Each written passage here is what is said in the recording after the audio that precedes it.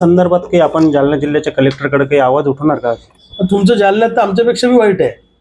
म्हणजे आता नारायण लोखंडे मला सांगत होते की बरंजळा साबळे बरंजळा लोखंडे ते शेवगाववाडी इथं शाळेच्या विद्यार्थ्यांना चिखलातून जावं लागतं, पण साधा मुरुम सुद्धा टाकत नाही बीडीओ, ग्रामपंचायत, तहसीलदार. काय मराठवाड्यात तर तुम्हाला सांगतो, जालना जिल्ह्यात तर वाऱ्यावर आहे, वाऱ्यावर. अक्षरशः म्हणजे जालना जिल्ह्यात आलं की असं वाटतं आपण काय अत्यंत मागासलेल्या प्रदेशात आलो का. काय करतायत लोकप्रतिनिधी, काय करतात या भागातले पुढारी? जर शाळेत जाणाऱ्या मुलांना रस्ता मिळत नसेल, पाण्याची सोय नसेल, अधिकारी मस्ताडल्यासारखे करतायत या भागामध्ये, भ्रष्टाचार करतायत, या नेत्यांचं या लोकांना अभय आहे आणि त्याच्यामुळे हे सगळं होतंय.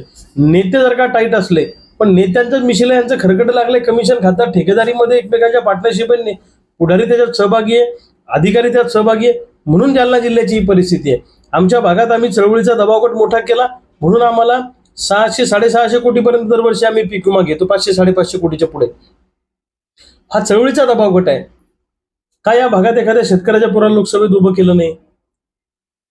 सांगायचं तात्पर्य असं की लोकांनी सुद्धा लढणाऱ्या लोकांबरोबर राहिलं पाहिजे. तुमच्या भागामध्ये मोठे पुढारी तुमच्या लोकांना मोठे वाटतात, आमच्यासारखे बारके चालत नाही. या लोकांना, लढणाऱ्या लोकांना ताकद द्या, अशी माझी जालना जिल्ह्यातल्या लोकांना विनंती आहे. नाहीतर फार वाईट परिस्थिती आपली शेतकऱ्यांच्या भागामध्ये होणार आहे. लक्षात ठेवा, जालन्यात तर म्हणजे अतिशय वाईट. अधिकारी तर तुम्हाला सांगतो मी एवढे निर्ढावलेले आणि भ्रष्ट अधिकाऱ्यांची संख्या